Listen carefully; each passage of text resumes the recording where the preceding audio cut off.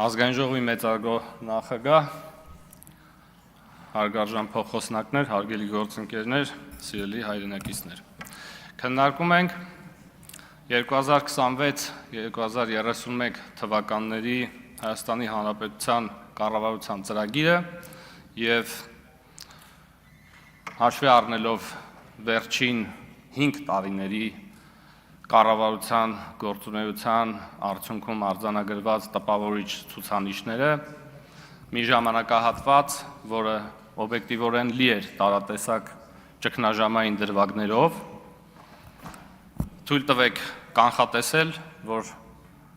մեր քննարկմանը այսօր ներկայացված ծրագիրը օբյեկտիվորեն կարծում եմ ամբիցիոզ ծրագիրը կիրականացվի լավագույնս եւ հաճախ կամ որոշ դրվագներով կարծում եմ նաեւ կգերակատարվի։ Եվ կարծում եմ, որ կառավարությունը պետք է վստահ լինի, որ իդեմս ազգային ժողովի քաղաքացիական պայմանագիր խմբակցության ունի վստահելի քաղաքական հենարան եւ վստահելի գործընկեր այս ծրագիրը իրականացնելու համար։ Հարգելի գործընկերներ, եթե նկատեցիք, ես բնութագրեցի այս ծրագիրը որպես հավակնոտ եւ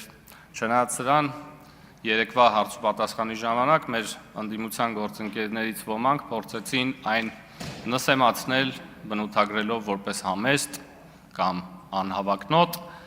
հղում անելով կառավարության ծրագրում տեղ գտած տնտեսական ցուցանիշներից մեկին, մասնավորապես գալիք 5 տարիների տնտեսական աճի կանխատեսման թվին, որը 6% է ըստ կառավարության, եւ հիմնավորումը թե ինչու է սա համեստ ցուցանիշ, հիմնավորման հիմքում ըստ էության նախորդ 5 տարիների կառավարության ծրագրում արձանագրված 7%-ի տնտեսական աճի շեմն էր եւ այստեղ այդ 1%-ի տարբերությունը ըստ էության մեր գործընկերներին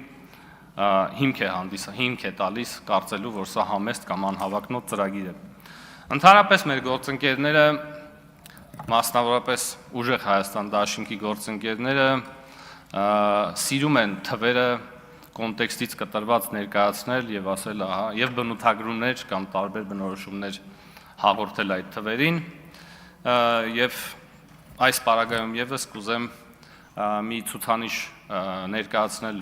մեր հանրությանը, որպեսզի հասկանանք, թե ինչ է այդ 6%-ը ըստ էության։ Հարգելի գործընկերներ, ուզում եմ ձեզ տեղեկացնել, որ Համաշխարհային բանկի կողմից գալիք 5 տարիների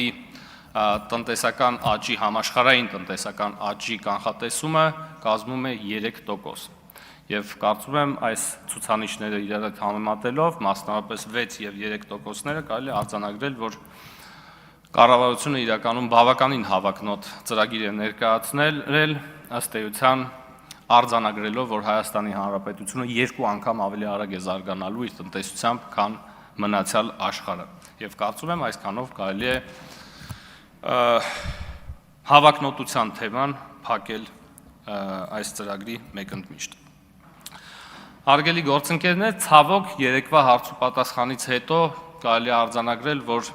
մեր ընդդիմությունն այնուամենայնիվ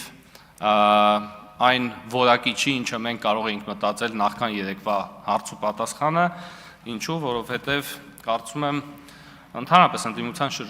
շրջանում հետևողականության եւ ինքնահայեցողության ճգնաժամ կա, որը արտահայտվում է մեզ ուղղված քննադատության խորը հակասություններով։ Այսպես օրինակ երեք Հայաստան խմբակցության ղեկավար Տիկին Գրիգորյանը հարցուպատասխանի ժամանակ ասում է. «Այո, իդեալական չի եղել մեր պետությունը նախքան հեղափոխությունը։ Իդեալական չեն եղել նույնիսկ հանրաքվեները,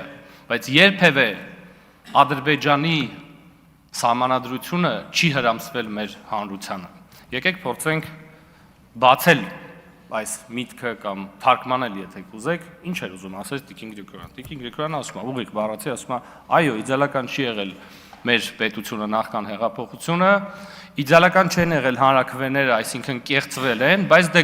կեղծվել են Ռոբերտ Քոչարյանի, մեր Ռոբերտ Քոչարյանի, մեր Սերժ Սարգսյանի կողմից։ Եվ այս абսուրդային միտքը շարունակելով նա կոչում է այս սահմանադրությունը նոր Ալիևյան։ Հարգելի գործընկերներ, Եկեք հասկանանք ինչի է սահմանադրությունը Ալիևյան։ Ըստ էության բովանդակային առումով խոսքը գնում է միայն անկախության հռչակագրին հղման մասին կամ դրա բացակայության, որն ըստ էության առիթ է հանդիսանում այս նոր մեր քննարկմանը ներկայացվելիք սահմանադրությունը կոչել Ալիևյան։ Բայց ուզում եմ ձեր ուշադրությունը հրավիրել այն փաստի վրա, որ իրականում սրանով Տիկին Գրիգորյանը չի մեղադրում կամ վիրավորում մեզ կամ գործող իշխանություններին, նա առաջի հերթին վիրավորում կամ քննադատում է, եթե կուզեք, մեր ժողովրդին, ինչու, որովհետև ըստ էության ինչի մասին է անկախության հռչակագիրը, Ղարաբաղյան շարժումը շարունակելու կամ չշարունակելու մասին։ Մի թեմա, որի մասին բազմաթիվ անգամ երկրի ղեկավարը խոսել է, այդ թվում այս ամբիոնից արձանագրելով, որ չի պատրաստվում շարունակել Ղարաբաղյան շարժումը։ Դրանից հետո կոչ է արել ժողովրդին,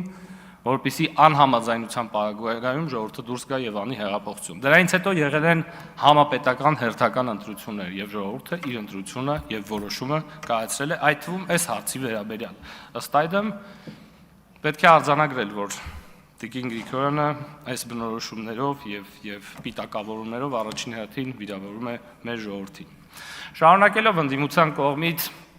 մեզ ուղղված քննադատության հակասությունների թեման ուզում եմ խոսել նաև Ուժեղ Հայաստան խմբակցության ղեկավարի երեկվա հարցուպատասխանի ժամանակ հնչած մտքերին։ Նախ հիշեցնենք, որ նա արձանագրեց վրթովված ընդ որում արձանագրեց, որ Իլհամ Ալիևի եւ երկրի վարչապետի խոսույթների մեջ կա տարբերություն, մի բան, որը երեքևս արձանագրվեց, որ նորություն էր, բայց հետո ասում է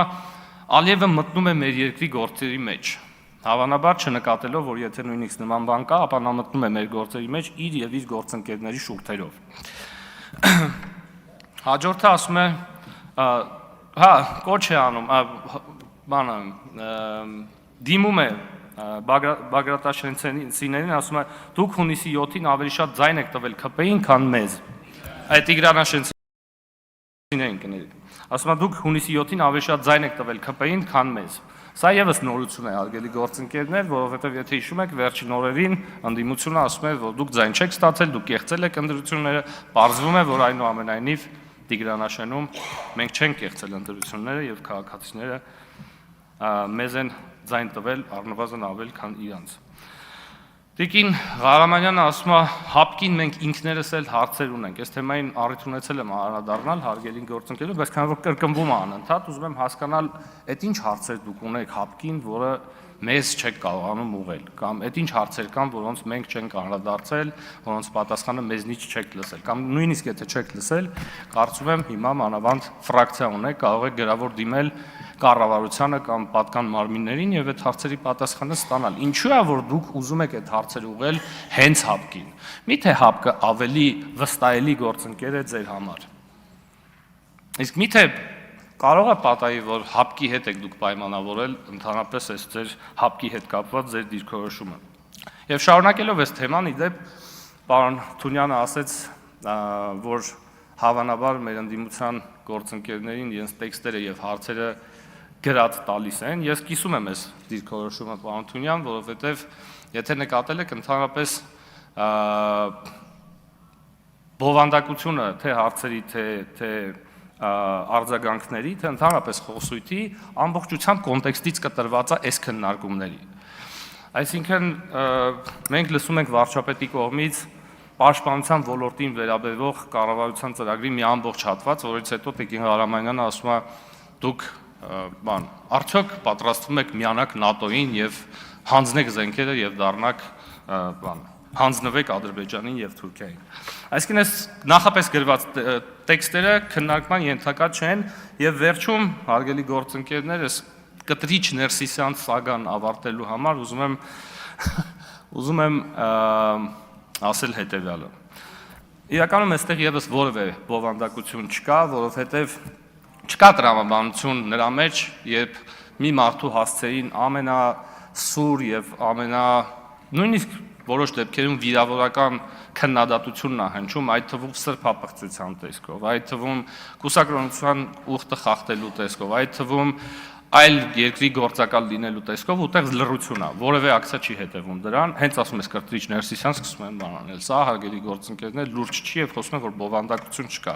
առհասարակ եւ վերջում եւս 10 վայրկյան մեր գործընկերներին ուզում եմ հիշեցնել, որ որևէ պայմանավորվածություն մենք ի սկզբանե չենք ունեցել, որ պիտի դադարվի ասել Կրթիչ Ներսիսյան, ինչպես որ իրենք չեն դադարում ասել վեհապար։ Հետեւաբար, եթե այս պարագայում պետք է լքեն դահլիճը ամեն անգամ, ես խորհուրդ եմ տալիս, որպեսզի առհասարակ չվերադառնան։ Շնորհակալություն։